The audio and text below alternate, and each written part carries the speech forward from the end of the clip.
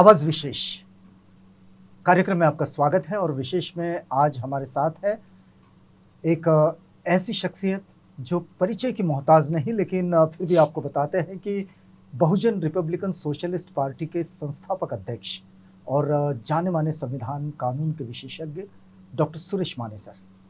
आज का एक दिवस जो खास दिवस है, 9 अगस्त, इसे भारत के लिए क्रांति दिवस के रूप में मनाया जाता है और एक अंतर्राष्ट्रीय पहचान आती है इस दिवस की, और वो पहचान है कि आज अंतर्राष्ट्रीय आदिवासी दिवस मनाया जाता है, विश्व आदिवासी दिवस के नाम से।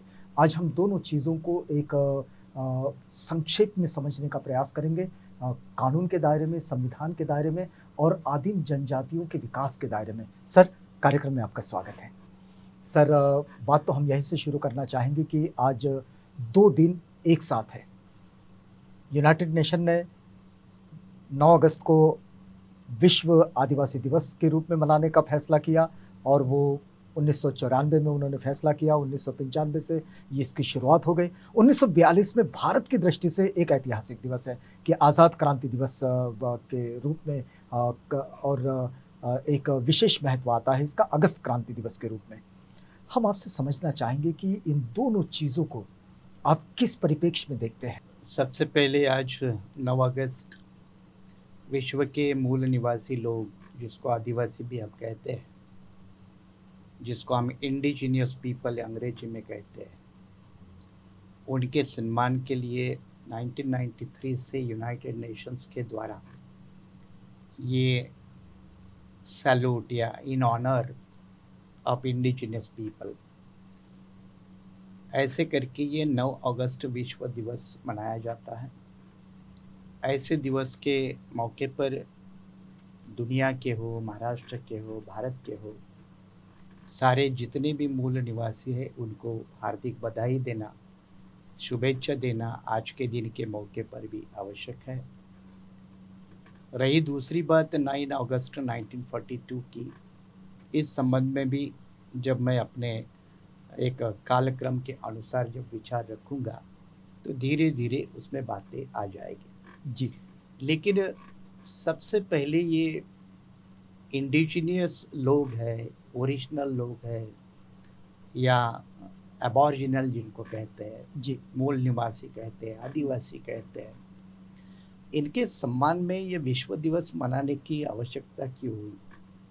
और इसको जब हम देखेंगे तो कई देशों के इतिहास में वहाँ के जो मूल निवासी लोग हैं उनका चारों तरफ से एक एनिहिलेशन कहते हैं, अच्छा। यानी संपूर्णतः नष्ट करने की विश्व के लेवल पे एक आक्रामककारी विकास नीति के कारण जो आक्रमण हुआ और एबॉरिजिनल या मूल निवासी लोगों को लगभग फिर तहस नहस होना पड़ा। उनके आचार विचार संस्कार इनका कोई अस्तित्व नहीं रहने का खतरा जब हुआ तो दुनिया में कई आवाज़ें उठ रही थी। जिस तरह से डरबन कॉन्फ्रेंस में जाति को लेकर आवाज़ उठ रही थी, उसी तरह दुनिया के अबॉरिजिनल लोगों के माध्यम से भी आवाज़ें उठ रही थी कि हमारा अस्तित्व भी एक्सेप्ट होना चाहिए और उसकी डिग्निटी, मान सम्मान की बात भी होनी चाहिए। इस बात को लेकर यूनाइटेड नेशंस के सामने कई लोगों ने अपने अपने प्रतिनिधित्व किए थे, रिप्रेजेंटेशन अपने अपने दिए प्रतिवेदन थे, भी दिए थे। निवेदन दिए थे, जिसका परिणाम ये हुआ कि कई लोगों ने United Nations, human right organisations वगैरह इनके सामने पक्ष रखा और फिर यूनाइटेड नेशंस को ये लगा कि ये बात सही है और इसलिए मूल निवासी लोगों के सम्मान में 1993 से ये परंपरा शुरू हुई और इसी के लिए आज भी ये दिन मतलब मनाया ये भी जाता है। माना जा सकता है कि ये मानवीय अधिकारों की सुरक्षा की दृष्टि से भी उसके साथ एक जुड़ा हुआ मामला ही है, मानवाधिकारों के आंदोलन के साथ, और इसलिए यूनाइटेड नेशंस के इस इशू को एक्सेप्ट किया। लेकिन वहाँ जो आगे वाली जो बात है, जहाँ तक आपने शुरुआत की कि हम इसको किस तरह से देखते हैं, बिल्कुल, आपका नजरिया क्या है इसे देखने का? मेरा नज़रिया तो है ही, लेकिन उसके पहले कुछ तथ्य को हमने सामने रखने चाहिए। जी। और वो तथ्य ये है कि भारत में हम ये हिस्ट्री के किताब में पढ़े हैं कि आर्य बाहर से आए थे। तिलक जी ने उनके भी राइटिंग में ये लिख के रखा बिल्कुल। है। नेहरू जी ने डिस्कवरी ऑफ इंडिया में भी लिखा है। इसका मतलब यहाँ के मूल निवासी लोगों के ऊपर बाहर के आर्यकारी आक्रमणकारों ने कब्जा हासिल किया, ये तो बात इतिहास में 100% इस्टेब्लिश हो चुकी, उस पर कोई आक्षेप नहीं। आक्षेप नहीं है। अब इसका मतलब ये हुआ कि बाहर से लोग आ गए, चाहे फिर वो सिंधु संस्कृति कहिए, आर्य संस्कृति कहिए, मोहनजोदड़ो कहिए, जो भी कहिए, लेकिन दुनिया के हर देश के इतिहास में बाहर के लोगों ने नेटिव लोगों के ऊपर हावी होने के सारे प्रयास किए, उसके कई सबूत है। तो यहाँ भी आ गए, लेकिन यहाँ के हुक्मरानों ने इस बात को धीरे धीरे डाइल्यूट करके अभी के समय तक इस तरह से लाया है कि यहाँ का, इस देश के, इस धरती पर बाहर से कोई आया ही नहीं, जो है वो ओरिजिनल यहाँ के है। इस तरह की नई ऐतिहासिक खोज करके या नई ऐतिहासिक प्रेजेंटेशन करके एक तरफ से यहाँ के मूल निवासी इनके अस्तित्व को नकारा है। इस संदर्भ में पिछले हफ्ते मध्य प्रदेश में एक आदिवासी सांसद है जो बीजेपी के सांसद है मध्य प्रदेश के, उनका एक लंबा चौड़ा वहाँ के हिंदी अखबार में एक इंटरव्यू छपा और वो इंटरव्यू में कहते हैं, वो खुद आदिवासी है, लेकिन उन्होंने इंटरव्यू में कहा कि ये विश्व मूल निवासी दिवस, आदिवासी दिवस, ये एक ग्लोबल षड्यंत्र है। अच्छा, ऐसा कोई मूल निवासी दिवस वगैरह नहीं है। मतलब जो बीजेपी की आइडियोलॉजी है उसको वो परकोलेट करते हुए कहते हैं कि यहाँ कोई मूल निवासी इस तरह के नहीं है, जो भी है सारे वो यहाँ के निवासी है, इस तरह की भूमिका। इसीलिए तो भारतीय जनता पार्टी भारत के आदिवासी को आदिवासी के बजाय वनवासी क्यों कहती है? क्योंकि आदिवासी जी, ये शब्द इंडिकेट करता है कि यहाँ के ओरिजिनल रेसिडेंट्स कौन है, मूल निवासी कौन है। तो ये इतिहास अगर मिटाना है तो आदिवासी के बजाय वनवासी कहना, ताकि फॉरेस्ट में रहने वाले लोग ये वनवासी और इसलिए आदिवासी, और सिविल एरियाज में रहने वाले सिविलियंस। लेकिन ये लॉजिक अगर जंगल में रहने वाले अन्य समाज के लोगों को लगाया तो उनको तो कोई वनवासी नहीं कहता। ये भारतीय जनता पार्टी के हिस्ट्री राइटर्स, हिस्ट्री प्रेजेंटेटर्स, ये एक तरफ से इतिहास को तोड़ने मरोड़ने की कोशिश में लगे हैं। इस षड्यंत्र को दूसरे षड्यंत्र के साथ जोड़कर देखना चाहिए, और वो ये है कि जाति का अस्तित्व क्या ये एक सामाजिक भेदभाव का रूप है? भारत में जाति का अस्तित्व पूरा भेदभाव का ढांचा ही है, रूप क्या, वो पूरा ढांचा है। लेकिन विश्व स्तर पर जब इस विषय के बारे में चर्चा होने लगी थी, तब शुरू से आज तक भारत सरकार ने ये हमेशा स्टैंड लिया था कि ये जाति हमारा अंतर्गत मामला है, और इसलिए अंतर्गत मामला होने के कारण इसमें विश्व समुदाय ने किसी तरह की दखल अंदाजी नहीं देनी चाहिए। और इसलिए दुनिया के किसी भी मानव अधिकारी एजेंसी इसको जाति के आधार पर अगर भेदभाव होता है तो उसकी ना भारत सरकार रिपोर्टिंग करेगा, न कार्रवाई करेगा। मतलब जाति के आधार पर भेदभाव के लिए हम किसी को विश्व स्तर पर उत्तरदायित्व या जवाबदेही हम नहीं है, इस तरह का रवैया भारत सरकार ने अपनाया था। डरबन कॉन्फ्रेंस के बाद उसको थोड़ा गति आई, और फिर विदेशों में ये जाति के नाम पर जो डिस्क्रिमिनेशन शुरू हुआ और जो दिखाई देने लगा, हाँ, और जो कई विश्वविद्यालयों ने इस पर हाल में तो अमेरिका में कैलिफोर्निया यूनिवर्सिटी ने इसको बाकायदा पॉलिसी बनाया कि जाति के नाम पे भेदभाव हो सकता है। इंग्लैंड में तो 2010 में इक्वालिटी एक्ट के माध्यम से जाति के नाम पे भेदभाव होता है, ये दिखाया। और आज कई देशों में, वेस्टर्न कंट्री में भी, जहाँ जहाँ भारत के लोग गए हैं, वो अपने साथ जाति का बोझ भी लेके गए हैं, जाति का कैपिटल भी लेके गए हैं, और इस कैपिटल का वो इस्तेमाल करते हैं, वहाँ भेदभाव की घटनाएं होती है। अमेरिका में भी 2-4 घटनाएं सामने आई। तो ये दो बातें विशेष करके हमने ध्यान में रखनी चाहिए कि जाति के अस्तित्व को ग्लोबलाइजेशन के माध्यम से रखना या एक्सेप्ट करना, ये भारत सरकार की बचाने की, खुद को बचाने की नीति रही है। और वर्तमान भारतीय जनता पार्टी की नीति ये है कि आदिवासी नाम की कोई ओरिजिनल ट्राइब या ओरिजिनल रेसिडेंट या निवासी ये है ही नहीं, जो भी है वो सारे ओरिजिनल ही है। इस प्रकार की रचना, लेकिन इसका सर संवैधानिक प्रावधान भी तो है कुछ, आ, मूल मतलब निवासी इसकी पहचान के लिए। नहीं, मूल निवासी कौन है ये कोई संविधान का दायरा नहीं है। Constitution is the document of governance, ये कोई हिस्टोरिकल डॉक्यूमेंट नहीं है कि कौन आदमी कौन से समाज का, कौन से समाज आदिम है या आदिम नहीं है। ये संविधान का दायरा नहीं है। लेकिन इन समूहों के लिए कुछ अधिकारों की, ये आपका जो दायरा है वो हिस्ट्री और एंथ्रोपोलॉजी का है। ये एंथ्रोपोलॉजी, मानव वंश शास्त्र और इतिहास, इसके दायरे में आते हैं। और इसीलिए तो कुछ लोग भारतीय संविधान में ऑब्जेक्शन उठाते वक्त ये कहते हैं कि भारतीय संविधान में शेड्यूल्ड ट्राइब शब्द है, आदिवासी नहीं है। आदिवासी होता तो मात सीधी हो जाती, लेकिन वो शेड्यूल्ड ट्राइब शब्द है। अब शेड्यूल्ड ट्राइब और शेड्यूल का जो टर्मिनोलॉजी है, तो एससी के बारे में भी कोई दलित टर्मिनोलॉजी या ऐसी कोई टर्मिनोलॉजी है ही नहीं। जो 1935 से लेकर एससी और एसटी, शेड्यूल मतलब संविधान के साथ जो अनुसूची है उसको शेड्यूल कहते हैं, और जो कास्ट थे इसलिए शेड्यूल कास्ट, और जो जातियाँ थी, जनजातियाँ थी, उसको ट्राइब, ये अंग्रेजी शब्द था, इसलिए शेड्यूल ट्राइब। तो ये दो सूची है भारतीय संविधान में, शेड्यूल कास्ट और शेड्यूल ट्राइब। लेकिन कुछ लोग टीका टिप्पणी के ऊपर इसको ये कहते हैं कि भारतीय संविधान ने आदिवासी शब्द प्रयोग नहीं किया। वो करना संभव ही नहीं था, क्योंकि जो नॉमिनिक्लेचर शब्द प्रयोग 1935 से जो डेवलप हुआ था, मतलब कानून के एक एरिया होता है, एम्बिट होता है, उसमें कुछ शब्दों का चयन फिक्स हो जाता है, जिसको हम जार्गन कहते हैं, लीगल जार्गन कहते हैं। तो लीगल जार्गन के मुताबिक, लीगल नॉमिनिक्लेचर के मुताबिक वो शब्द प्रयोग शेड्यूल्ड ट्राइब है, ना कि आदिवासी है।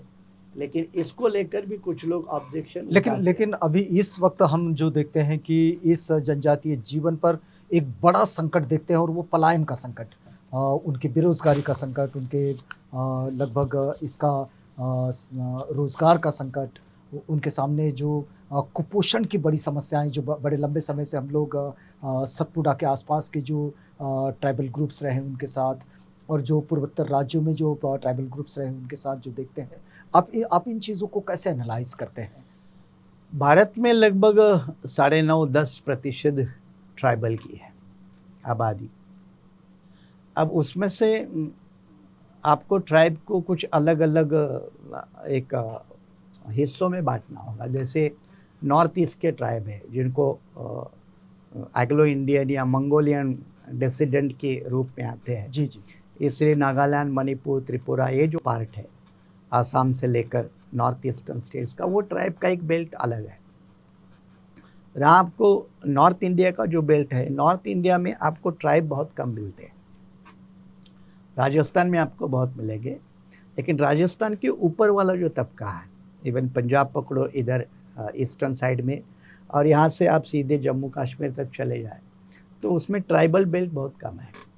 आपको ट्राइबल बेल्ट मिलता है वो मध्य भारत के भूमि में मिलता है, मिडल इंडिया के। फिर उसमें राजस्थान आता है, मध्य प्रदेश आता है, फिर गुजरात आता है, कुछ फिर पूर्वोत्तर में भी महाराष्ट्र मिलता आता है। पूर्वोत्तर में वही मैंने कहा, वो अलग है। नॉर्थ ईस्ट का जो है वो अलग ही ट्राइब है जी। मणिपुर, नागालैंड वाला, आसाम से लेकर बिल्कुल अरुणाचल वगैरह, त्रिपुरा, वो एक अलग ट्राइब है। लेकिन जिसको हम ये ट्राइब इधर का समझते हैं, मध्य भारत का, उसके बड़े पैमाने पे आबादी आपको मिलेगी राजस्थान, मध्य प्रदेश, गुजरात, छत्तीसगढ़, महाराष्ट्र, और फिर थोड़ा बहुत कर्नाटका बॉर्डर, आंध्रा में आपको बड़े पैमाने में मिलेंगे, और उड़ीसा में मिलेंगे। तो ये ट्राइबल बेल्ट है। साउथ में ट्राइबल बहुत कम है, तमिलनाडु में बहुत कम है, केरला में बहुत कम है। तो ये जो ट्राइबल बेल्ट है, इस ट्राइबल बेल्ट के सामने आज चैलेंजेस के तौर पे बहुत सारे मुद्दे हैं। नंबर एक तो नक्सलिज्म के डोमिनेटेड एरिया में उनको अपनी ज़िंदगी गुजारनी पड़ती है। तो एक तरफ स्टेट पावर और एक तरफ नक्सली पावर, ये दोनों के बीच में ये ट्राइबल पिसे हुए नज़र आते हैं कभी कभी। ये दोनों के बीच में उनका सैंडविच होता है, वो एक है। दूसरा मुद्दा है कि डेवलपमेंट के नाम पर जो भी राज्य सरकार या केंद्र सरकार की विकास की नीति है, इसके लिए जल, जमीन और जंगल, इनके ऊपर आक्रमण हो रहे हैं। और जल, जमीन और जंगल ये आदिवासी के पूर्वापार पारंपरिक ट्रेडिशनल जीवन जीने के साधन है, सोर्सेस ऑफ लाइवलीहुड है। और ये तीनों सोर्सेस ऑफ लाइवलीहुड के ऊपर किसी ज़माने में अंग्रेज़ों ने हमले किए, तो बिरसा मुंडा से लेकर बाबूराव शेरमा के तक अंग्रेज पीरियड में भी आंदोलन हो गए, चाहे रानी दुर्गावती हो या आदिवासी और कोई हमारे फ्रीडम फाइटर हो। ये जल, जमीन और जंगल और इसके साथ आदिवासी की जुड़ी हुई ज़िंदगी जीने की जो स्टाइल है, इसको लेकर अंग्रेज़ों के समय में भी आंदोलन हुए। वही आंदोलन आजकल भी हमें देखने पड़ रहे हैं, क्योंकि विकास के नाम पे जो राजनीति चल रही है, डेवलपमेंटल पॉलिटिक्स के नाम पे, विकास के नाम पे जंगलों को नष्ट किया जा रहा है, ज़मीन उसको कम किया जा रहा है, पानी के अधिकार को लेकर नए नए फार्मूले आ रहे हैं। तो फिर फॉरेस्ट प्रोटेक्शन एक्ट आ गया या कंजर्वेशन एक्ट आया, तो आदिवासी का इन तीनों के ऊपर जो पीढ़ीजात राज्य था, अधिकार था, वो लगभग ख़त्म हो गया।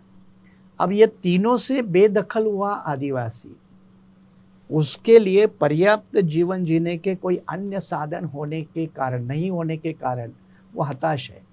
उसका एक तरफ से माइग्रेशन शुरू है और माइग्रेशन शहरों की तरफ है। इसको हम अंग्रेजी में डिस्ट्रेस माइग्रेशन कहते हैं। डिस्ट्रेस माइग्रेशन मतलब स्वयं इच्छा से नहीं, तो हालात ऐसे पैदा कर दो कि उनको डिस्ट्रेस, बड़े दुख के साथ माइग्रेट करना पड़ेगा। फिर शहरों में आकर एक बद्दर, गंदी झोपड़े, नदी नाली किनारे, इनको ज़िंदगी जीने के लिए मजबूर किया जाता है। तीसरा, पुलिस तो क्या ऐसा न होना ये विकास का विरोध नहीं होगा? नहीं, विकास का विरोध मतलब हम इसको पहले सवाल पूछे कि विकास किस कीमत पर, और उसकी कीमत कौन चुकाएगा और फायदा कौन लेगा। आज अगर हम विश्व आदिवासी दिवस पर अगर इस बात को डिस्कस करना चाहे तो, इस बात को डिस्कस करना चाहे तो ये तीन मुद्दे को लेकर विकास की परिभाषा स्थापित होनी चाहिए। विकास किसके लिए, विकास किसकी कीमत पर, और विकास किसके फायदे में। ये अगर तीनों का बैलेंस नहीं बनाया, जवाब सही तरह से नहीं दिए, तो डेवलपमेंट में तो होगी। आपको क्या लगता है किस कीमत पर विकास होना चाहिए? वही है कि पूरे विकास की परंपरा की जो कॉस्ट है वो आदिवासी चुका रहा है, और उसके फायदे हैं वो अन्य लोग ले रहे हैं। इसमें आदिवासी का हिस्सा कितना है? मान लो आदिवासी कंप्यूटर इंजीनियर नहीं बन सकता, मतलब इसको डिसाइड करना बहुत जरूरी है। इसलिए मैंने कहा कि आदिवासी, चलो आपका बोर्ड ऑफ डायरेक्टर का डायरेक्टर नहीं बन सकता, कंप्यूटर इंजीनियर नहीं बन सकता, लेकिन कम से कम वहाँ उसको ज़िंदगी जीने लायक एक डेली वेज की नौकरी तो आप दे सकते हो। क्या ये उसके लिए भी तो उपलब्ध है? ये बिल्कुल नहीं है। और इसीलिए डिस्प्लेसमेंट का जो सबसे बड़ा रेट इंडिया में है, वो पहले नंबर पे शेड्यूल्ड ट्राइब का है, दूसरे नंबर पे दलित का है। इन लोगों को ही डिस्प्लेसमेंट बड़े पैमाने पे होनी पड़ती है।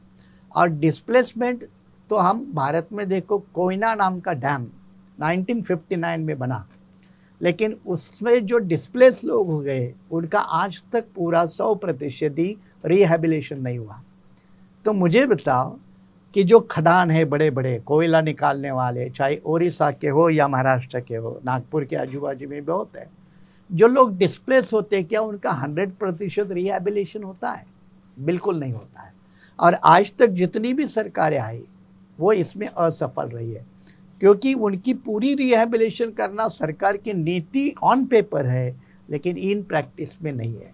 और इसलिए आदिवासी को बड़ी भारी उसकी कीमत देनी पड़ती है। दूसरी बात, हमारे यहाँ आदिवासी हित के लिए पेशा कानून जैसे कानून है ना, या फिर ये 2006 का फॉरेस्ट एक्ट है, एक्ट तो है, लेकिन पेशा कानून बीजेपी आने के बाद पावर में, इसमें बहुत बड़े डाइल्यूशन किए। ये कानून है 1996 का, लेकिन कानून के इम्प्लीमेंटेशन के लिए आज तक कई राज्यों ने रूल्स नहीं बनाए, जिसमें गुजरात भी आता है। तो ये आदिवासी विकास का जो दिखावा केंद्र और राज्य सरकारें करती है, इसको भी आदिवासी या मूल निवासी विश्व दिवस जब मना रहे हैं, तो इंट्रोस्पेक्शन के रूप में सरकारों ने भी देखना चाहिए, गवर्नमेंट ने भी देखना चाहिए। और तीसरा जो मुद्दा है कि investigating agencies, central forces, defence forces और पुलिस फोर्सेस, इनके द्वारा जो उत्पीड़न होता है आदिवासियों का, उसकी कोई भी अभी तक कम आने की शंका उसमें है ही नहीं है, जो बढ़ते ही जा रहे हैं। हाल ही में जो मामला सुप्रीम कोर्ट के सामने आया था कि डिफेंस फोर्सेस के द्वारा छत्तीसगढ़ में 17 आदिवासी की मौत हुई थी, मारा गया था, तो उसकी जांच होने के लिए कोई पीआई लेके सुप्रीम कोर्ट में गया, तो उसके ऊपर ही 5 लाख का जुर्माना लगाया।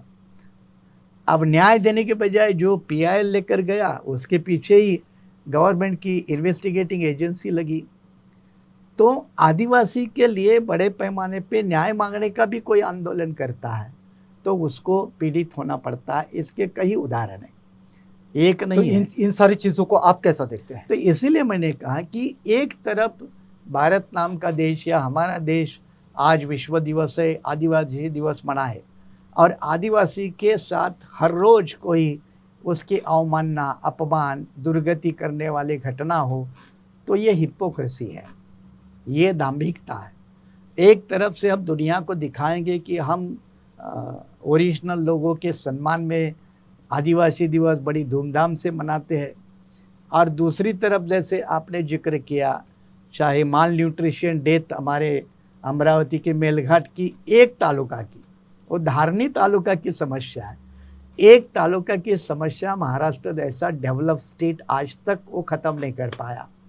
क्या महाराष्ट्र जैसे 12.5 करोड़ के आबादी वाले और पूरे देश के टोटल जीडीपी में 33% योगदान करने वाले स्टेट को एक छोटे से तालुका की ट्राइबल समस्या खत्म करना आज तक संभव नहीं हो पाया? तो क्या इसका वो प्रतीक नहीं कि हम बातें तो बहुत करते हैं लेकिन काम बहुत करते हैं? और आदिवासी के नहीं, साथ लेकिन अब तो इस बात पर भी बहुत ज़्यादा चर्चा हुई कि जब मुर्मू जी प्रेसिडेंट के रूप में चुनी गई, तो तब भी ये बात बड़ी शिद्दत से लोगों के सामने आई। तो आज आदिवासी दिवस के रूप में भी इन चीज़ों का एक मूल्यांकन तो होना चाहिए ना। ये अच्छी बात है कि इसके पूर्व शेड्यूल कास्ट के राष्ट्रपति रहे, और अब आदिवासी वही संथाल समाज से श्रीमती द्रौपदी मुर्मू, इनको भी राष्ट्रपति बनाया गया। अभिनंदन भी हम लोगों ने भी किया, आपने भी किया होगा, सभी ने किया। लेकिन नाम मात्र राष्ट्रपति, नाम मात्र राज्यपाल ऐसे कितने आए और कितने गए? जैसे कोविंद जी राष्ट्रपति थे, क्या कोई दलित हितों का कोई प्रखर मुद्दा वो 5 साल में उठा सके? एक भी मुद्दा नहीं उठा सके। तो एक व्यक्ति नाम मात्र सिंबॉलिक तौर पर बड़ी जगह पे बैठता है, इससे आपकी समस्या का समाधान होता है, ऐसा मानना ये ठीक नहीं है। और इसके सबूत है आज तक, क्योंकि ये नॉमिनल रिप्रेजेंटेशन है, ये कोई रियल रिप्रेजेंटेशन है ही नहीं। इसलिए श्रीमती मुर्मू इस देश की राष्ट्रपति बनी, वो ट्राइबल है या ट्राइब समाज से आती है, इसलिए आदिवासी की समस्या का समाधान होगा और कोई सवाल नहीं होगा, ये मानना बिल्कुल बेबुनियाद है, गलत है। इसके अनुभव के तौर पर मैंने कहा कि इसके पहले 2 दलित राष्ट्रपति आए, एक कोविंद जी भी थे और नारायणन भी थे। इसका मतलब दलितों का अन्याय अत्याचार बंद हुआ, उनकी समस्याएं खत्म हुई, ऐसा कोई मानने के लिए एक भी ठोस सबूत नहीं है। और इसलिए सवाल यह है कि अब मुर्मू जी राष्ट्रपति के चेयर पे ऊपर विराजमान है, अच्छी बात है। सवाल यह है कि क्या आने वाले 5 साल में जब भी आदिवासी विरोधी कोई नीति केंद्र सरकार बनाएगी, क्या मुर्मू जी उसमें इंटरफेयर करेगी? क्या उसके लिए वो केंद्र सरकार को दिशा निर्देश देगी? जब वो ऐसा करेगी हाल ही में उन्होंने एक झारखंड स्टेट में किसी आदिवासी समस्या को लेकर उन्होंने ये काम किया है, इसलिए उनकी सराहना भी होती है। लेकिन जब केंद्र के लेवल पे इस तरह का कोई आदिवासी विरोधी काम उठाया जाएगा, तो क्या राष्ट्रपति उसमें केंद्र सरकार को हिदायत देने की हिम्मत रखते या नहीं, ये अब आने वाला समय ही बताएगा। लेकिन इतनी अपेक्षा तो रखनी चाहिए कि और वो ऐसा इसके लिए बिना जांच परखे हम मुर्मू को अभी अंडर एस्टिमेट नहीं करना चाहिए और ओवर एस्टिमेट भी नहीं करना चाहिए। लेकिन एक बात है सर कि बड़े लंबे समय से ट्राइबल ग्रुप्स इस बात को लेकर लड़ रहे हैं कि छठी अनुसूची का जो समस्या है, 9वीं अनुसूची की जो समस्या है, आप तो एक संविधान विशेषज्ञ के रूप में इन चीज़ों को आज के परिप्रेक्ष्य में अगर देखना चाहें तो उन लोगों तक क्या मैसेज पहुंचाएंगे जो लोग इन समस्याओं के साथ जूझ रहे हैं? वही मैंने कहा कि भारतीय संविधान में आदिवासी के हक और अधिकार को अबाधित रखने के लिए इस जनजातीय समुदाय से भी कुछ मेंबर संविधान सभा में थे। उसमें एक डॉक्टर जयपाल मुंडा जो झारखंड से आए थे, भारतीय हॉकी टीम के वो मेंबर भी रह चुके हैं और काफ़ी बुद्धिमान शक्तिशाली व्यक्ति थे। डॉक्टर बाबा साहब अम्बेडकर के साथ उनका एक अच्छा तालमेल था और उन दोनों के ही सोच विचार के तहत भारतीय संविधान में 5वीं और 6ठी ये 2 सूचियाँ आई है। उसमें से 5वीं सूची महाराष्ट्र में ज़्यादा एरिया पर लागू है, 6ठी बहुत कम है और 6ठी सूची है वो बिल्कुल जहाँ आबादी ट्राइबलों की 50% से ज़्यादा है, उन ट्राइबल इलाकों में 6ठी सूची है, खास करके नॉर्थन ईस्टर्न स्टेट में। फिर मैंने वही कहा कि परंपरागत जीवन साधन, इसके ऊपर आदिवासी का पूरा अधिकार होना चाहिए, चाहे उनके ग्राम पंचायत का नियोजन हो, गांव के संसाधन का हो।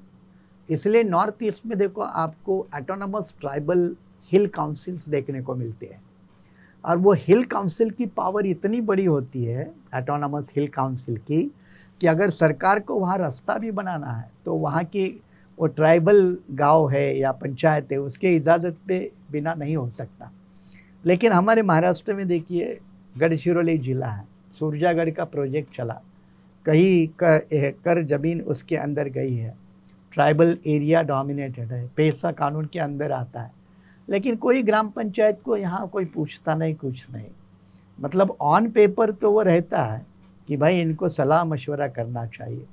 अब ये बात तो महाराष्ट्र की 5वीं सूची के साथ है, तो 6ठी सूची भी तो और स्ट्रिक्ट है और 6ठी सूची का तो कई राज्यों में आज भी मैंने वही कहा कि विकास के नाम पर कई राज्य सरकारें और केंद्र सरकार भी डाइल्यूट करके जो भारतीय संविधान ने शेड्यूल 5 और शेड्यूल 6 इसमें जो आदिवासी जनजाति के संरक्षण के लिए पर्याप्त उपाय किए हैं उनको दरकिनारे करने का काम और नीति अनेक वजहों से, कारणों की वजह से केंद्र सरकार और राज्य सरकार करती है। ये भी एक बड़ी विडंबना है। आपको क्या लगता है कि एक अशिक्षा ये मुद्दा भी इसके लिए रिस्पॉन्सिबल हो सकता है? नेचुरली आदिवासी परिवार या समाज आज भी पूरी डेवलपमेंट प्रोसेस से बहुत दूर है।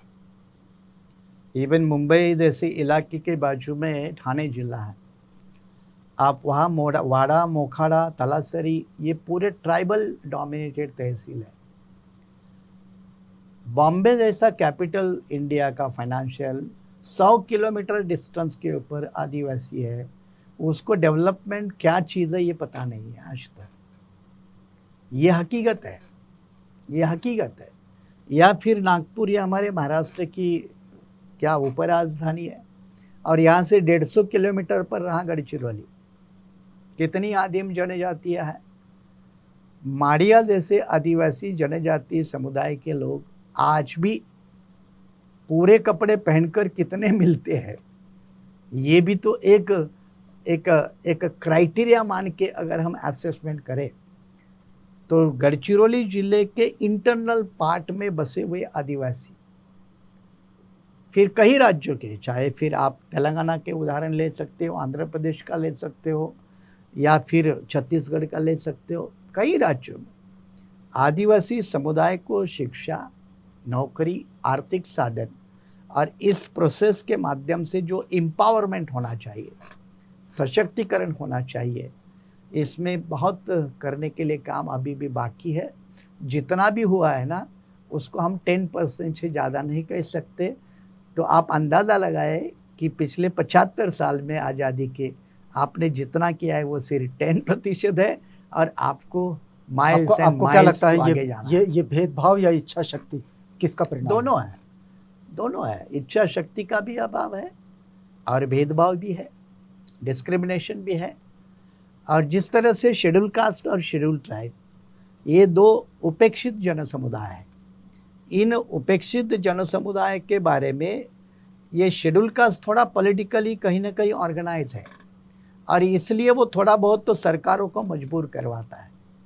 लेकिन जो ट्राइबल है वो बेचारा पॉलिटिकली सिर्फ वोटर है, वो वोटर है, ये पॉलिटिकली ज़्यादा ऑर्गेनाइज नहीं है। जैसे गुजरात में 17% ट्राइबल है, लेकिन पूरा का पूरा बीजेपी के कब्जे में है।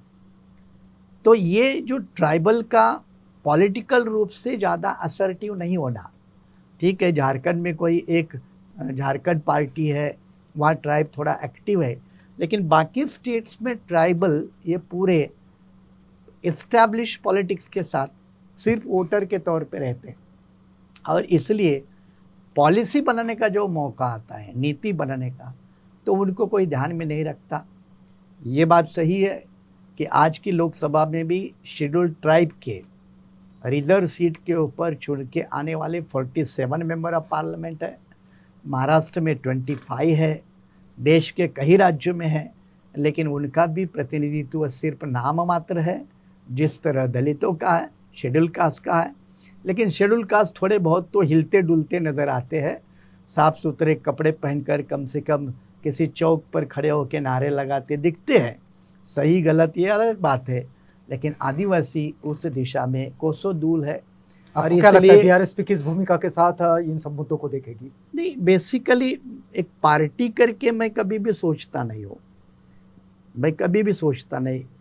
एक समाज डेवलपमेंट नीति, इस बात को अगर आपकी कोई सोच है तो शेड्यूल कास्ट, शेड्यूल ट्राइब्स और माइनॉरिटी, ये बड़ा भारी तबका है। इसमें ओबीसी का आधा पिछड़ा तबका है, ये तबका है, और इसके साथ कुछ नोमैडिक ट्राइब है जिसको हम भटकिया विमुक्त जाति कहते हैं।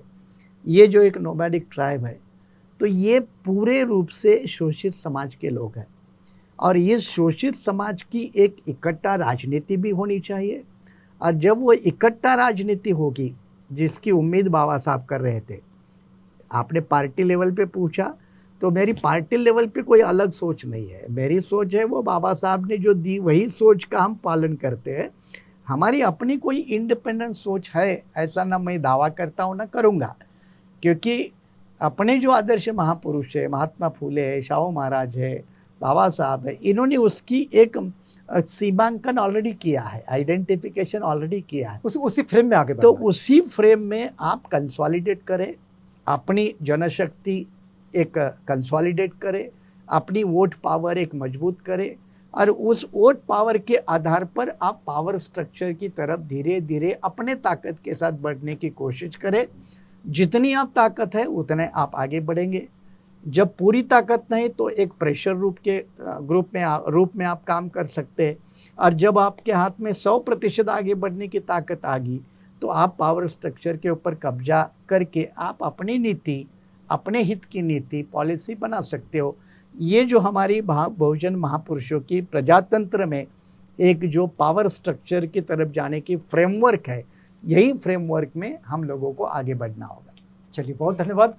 एक बात जो डॉक्टर सुरेश माने सर की बात से निकल कर आती है कि उत्सव मनाना ये एक दूसरी बात है, किसी दिवस को मनाना ये एक दूसरी बात है, लेकिन इस दिवस के साथ अपने उत्थान का संकल्प लेना और उस संकल्प के साथ आगे बढ़ना, और अपने उत्थान के लिए जो जो कार्यशैली होती है और जो कार्य योजना होती है उसके साथ आगे बढ़ना, ये बात बड़ी महत्वपूर्ण होती है। तो किसी दिवस को मनाने के लिए जब हम किसी समस्याओं से जूझ रहे हैं तो उन समस्याओं से बाहर निकलने का एक संकल्प लेकर आगे बढ़ना, ये भी एक उस दिवस को मनाने की एक बेहतर प्रक्रिया हो सकती है। सर, आप हमारे साथ आए, हमसे बातचीत की, इस पूरी बातचीत के लिए आपका बहुत धन्यवाद। आप बने रहिएगा आवाज़ इंडिया के साथ। प्रोग्राम आगे भी जारी है।